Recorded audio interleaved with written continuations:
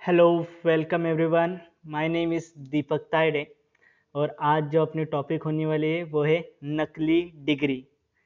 तब ये टाइटल पढ़कर आपको लगेगा कि ये नकली डिग्री क्या है?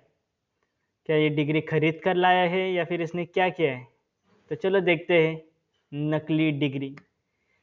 तो जब मैं 10वीं की परीक्षा पास हुआ तब तो मुझे कुछ पता ही नहीं था क्या करना है, कहाँ पर एडमिशन लेना है, क्या कॉलेज जाना है या नहीं जाना है, क्या पढ़ना, क्या है सीखना है, कुछ कुछ कुछ पता नहीं था। लेकिन बस मेरे दोस्त ने मुझसे कहा कि हम ना कॉमर्स करेंगे। तो वो दोस्त मेरा एकदम बचपन का दोस्त, एकदम लंगोटिया यार। तो चलो ठीक है, कॉमर्स तो कॉमर्स भाई, तू रहेगा ना? वो बोला हाँ मैं रहूँगा। ठीक है, हमने कॉमर्स चुना दोनों ने भी और मैं उसके साथ कॉमर्स के लिए गया। तो जैसे तैसे 11वीं हो गई, अब आया 12वीं, means I was in the 12th standard. जब मैं 12वीं में था तब अभी ये क्या है, मतलब कुछ पढ़ाई समझ में नहीं आ रही। तब मुझे पता चला कि हम ना रट्टा मार सकते, जैसे 10वीं में भी किया था कुछ सब्जेक्ट्स के साथ। तो अब यहाँ पर भी economics, organizational of commerce and management, secretarial practice, accounting, all the rules. So हमने ना रट्टा मारा। अब रट्टा मारना मतलब टू मेमोराइज। तो हमने जी जान लगा कर रट्टा मारा और जैसे तैसे 60% लेकर मैं तो पास हो गया 12th स्टैंडर्ड। अब मेरी 12th स्टैंडर्ड हो गई। अब इसके बाद की स्टेप तो आपको पता होगा, जूनियर कॉलेज के बाद सीनियर कॉलेज, मेन डिग्री।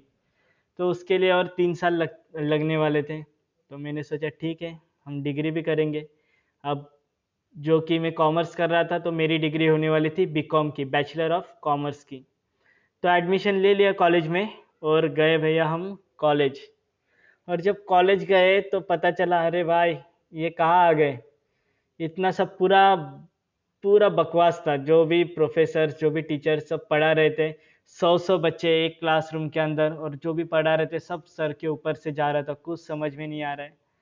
और इसी के वजह से मुझे 6 केटी, आधा दर्जन केटी, आधा दर्जन मतलब 6 केटी लगी। और फिर भी बोला चलो हमें पढ़ाई करनी है। बचपन में माँ ने कहा था पढ़ लिख कर कुछ बड़ा बनना है। तो जैसे तैसे रिपीट एग्ज़ाम देकर वो केटियाँ सॉल्व कर ली। अब मैं गया सेकेंड ईयर में। अब सेकेंड ईयर में गया, फिर भी वही कुछ समझ में नहीं आ रहा है। लॉ है, अलग अलग सब्जेक्ट्स हैं, लेकिन सब सर के ऊपर से, अलग अलग अकाउंट्स हैं, कुछ समझ में नहीं। इकोनॉमिक्स तो बाप रे भयानक। फिर भी अपना जैसे तैसे जो भी आ रहा है अपने को रट्टा मारो, पास हो जाओ। लेकिन इस साल रिकॉर्ड बन गया। 6 सब्जेक्ट थे और केटी 10 से 12 लगी इंटरनल एक्सटर्नल मिला के। तब मेरे बाकी दोस्तों ने क्या किया, उन्होंने सब रिपीट एग्ज़ाम फिर से दे दिए। लेकिन मुझे ना, मेरा भी मन उड़ रहा था सब पढ़ने का, लिखने का। मैंने सोचा वैसे भी पढ़कर कुछ फ़ायदा नहीं है और वैसे भी कुछ समझ में आ रहा तो है नहीं। तो मैंने कॉलेज बीच में से मैंने डिसाइड किया कि मैं अब नहीं पढ़ूँगा आगे। तो मैंने रिपीट एग्ज़ाम भी नहीं दी और मैंने सोचा कि चलो उतना ही टाइम है, अपन जॉब करते हैं। ओके, वैसे भी मैं अपने आसपास देख रहा था जो भी पढ़ाई लिखाई करते हैं वो लोग भी कुछ ऐसे कंपनी में, कॉल सेंटर्स में जॉब करते। तो मैं बोला ठीक है, अपन भी जाएंगे कंपनी में। मस्त भी की गया कंपनी में एक दोस्त के साथ, 300 रुपये रोज़ का और वहाँ पर फिर काम करने के लिए गया। लेकिन जब काम किया मैं वहाँ पर 3 दिन कुछ काम किया, तो इतना मेहनत वाला काम था। You had to move the boxes, you have to do all the physical labour, and it was totally out of my league it was out of my reach. I couldn't do that work. बहुत hard था, मुझे जम ही नहीं रहा था वो काम। और 3 दिन में ऐसे लगा पूरी ज़िंदगी भर की मेहनत की है मैंने। और फिर ऐसे लगा कि नहीं दीपक, इतना तू यहाँ तक आया है पहले से लेके अब तू सेकेंड ईयर तक आया बीकॉम का, तो अभी छोड़ मत। तो अभी तू ना ये पकड़ के रख, तू अपनी डिग्री फिनिश कर, देखते हैं क्या होता है। फिर मैंने वो जॉब छोड़ दिया, मेहनत मजदूरी वाला जॉब, और मैं गया अपने ऐसा जॉब ढूंढा जो अकाउंटिंग, जो मैं डिग्री कर रहा था अकाउंटिंग की, तो उसको सूट होने वाला जॉब मैंने ढूंढा। सैलरी थोड़ी कम थी, 300 रुपये भी रोज़ का नहीं था, लेकिन ठीक है। और मैंने डिसाइड किया कि अगले साल मैं फिर से कॉलेज जाऊंगा, और जो भी मेरा गैप ईयर था उसमें मैंने सारे रिपीट एग्ज़ाम देकर रट्टा मार कर वगैरह सब पास हो गया। और next year I was in the third year, I was in the final year. So जब मैं फाइनल ईयर में गया, फिर से वही, जब मैं कॉलेज गया, I was very excited, I wanted to learn so many things. But when I entered the college and when I was in the classroom, all the boring teachers were there, all the boring professors। जो कुछ वो लोग पढ़ा रहे थे कुछ समझ में नहीं आ रहे, सब दिमाग के ऊपर से, ये ऑडिटिंग, ये फाइनेंस अकाउंट, ये कॉस्ट अकाउंट, कुछ समझ में नहीं। यहाँ पर रट्टा मारो और वहाँ पर पास हो जाओ, यही सिस्टम था वहाँ पर। तब मैंने सोचा, एक चीज़ मैंने नोटिस की, जब मैं 12th स्टैंडर्ड में था ना, मैं जब भी रट्टा मारता था ना, means whenever I use to memorise the stuff, the time I submit my paper, my exam paper, I used to forget everything। meaning जब भी मैं एग्ज़ाम का पेपर लिखता था सब ध्यान में रहता था।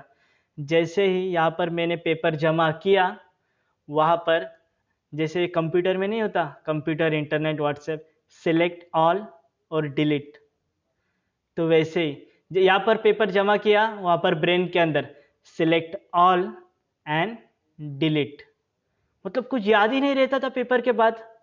तो ये तो बोला, अरे ये तो बहुत मस्त है कि अपन लिख भी रहे हैं पेपर, फिर अपन भूल भी रहे, फिर दूसरा भी रट्टा मारने के लिए उतना स्पेस भी हो रहा है माइंड के अंदर, मतलब कुछ डिलीट करने की ज़रूरत नहीं। यहाँ पर आपका मेमोरी या फिर इंटरनल स्टोरेज जब फुल हो जाता है तो आपको डिलीट करना पड़ता है। लेकिन ये रट्टे वाला, ये मेमोराइजेशन वाला, ये मस्त था मेथड, एकदम आसानी से सब ऑटोमेटिकली डिलीट हो रहा है। सो आई वॉज, या मतलब चल हो जाएगा इस साल भी। लेकिन अब सोचा वैसे भी अपन रट्टा मारते, ठीक है, तो मैंने सोचा क्यों ना हम चीटिंग करते। चीटिंग मतलब थोड़ी चीट्स वगैरह, पेपर कॉपीज पर लिखते, पर्चियाँ बनाते और उस पर उससे देख देख कर लिखेंगे, चीटिंग करेंगे, वैसे भी भूल जाने वाले हैं और ऐसे भी भूल, ये तो फेंक के देंगे ना हम लोग।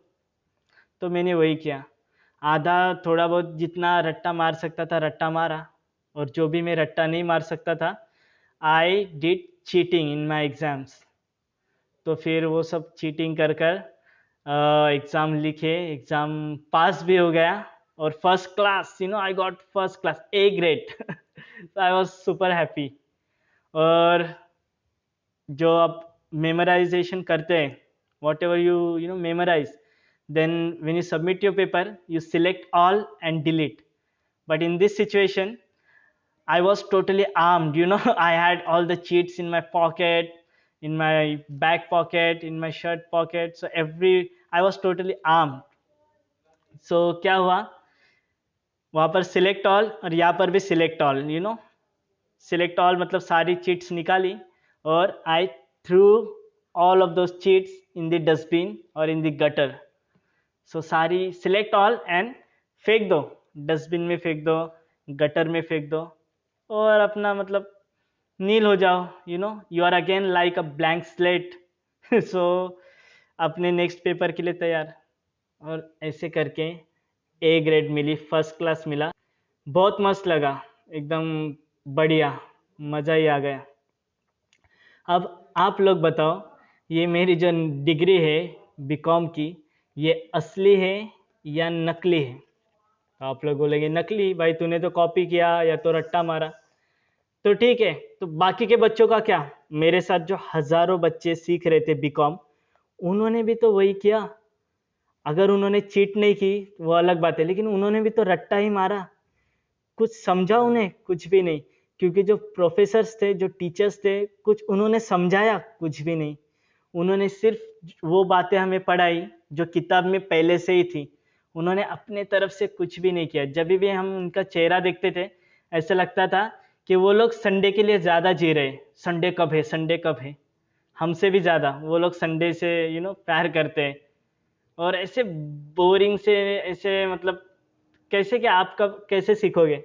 और आपकी जो किताबें थी, वो किताबें, बाप रे, वो किताबें ये आपको एकदम एकदम बोरिंग। आप मार्केटिंग सीख रहे हो, लेकिन आपको वैसे आदमी, वो आदमी मार्केटिंग सिखा रहा है जिसने कभी मार्केटिंग की ही नहीं अपनी ज़िंदगी में, जिसने अपने ज़िंदगी में स्ट्रेट एज लाए, स्ट्रेट ए, हर टाइम अच्छा स्टूडेंट बना या अच्छी जॉब ली, और यहाँ पर आके मार्केटिंग सिखा रहे, जिसने खुद कभी मार्केटिंग नहीं की, जिसने खुद कभी कुछ नहीं किया, बिजनेस नहीं किया, वो बिजनेस पढ़ा रहे यहाँ पर।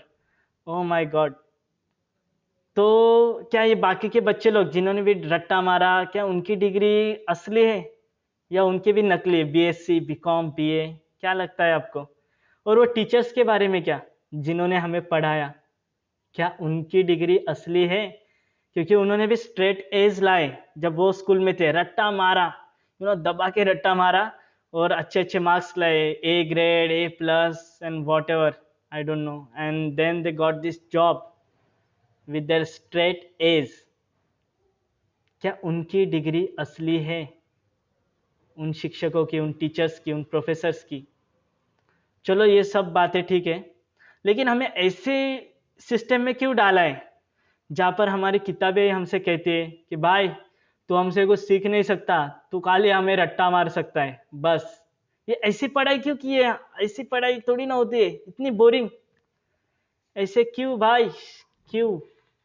मुझे तो पता नहीं, लेकिन बचपन की वो बात याद आती है जब मम्मी बोलती थी कि भाई तू स्कूल जा और बड़ा होके तू सांप बन, बड़ा आदमी बन। भाई मैं स्कूल गया, 15-16 साल गए वो फेल बिल हो जाने के साथ, लेकिन अभी तक सांप नहीं बना, और ना ही कुछ दिख रहा है कोई दूसरा लड़का, कोई मेरे दोस्त, ना कोई सांप बना है। और एक ऐसे भी लोग हैं जो ये 90% मिले रट्टा जो भी किया उन्होंने, 90% वो लोग भी सांप नहीं है, कॉल सेंटर में जॉब कर रहे बेचारे 10-12 हज़ार के लिए, 12-15 हज़ार के लिए। जिसको 95 मिले वो भी साहब नहीं है, इंजीनियर बेटा है, और वो भी 15 हज़ार ही कमा रहा है महीने का। वो भी नवी मुंबई से अंधेरी जाके 2-2 घंटा उसको जाने में लगता है, 2 घंटा आने में लगता है। उससे ज़्यादा हमारा छोटू पानीपुरी वाला कमाता है, दिन का 1,000 रुपये कमाता है वो। तो क्यों, कौन साहब है फिर, छोटू पानीपुरी वाला या फिर अपना दोस्त 95%, 90% गोज टू अंधेरी? सोचो। और ये सिस्टम हमारे क्यों, हमारे बीच ये वाला सिस्टम क्यों है, इसके बारे में भी सोचो। Okay, so thanks for listening guys, bye for now.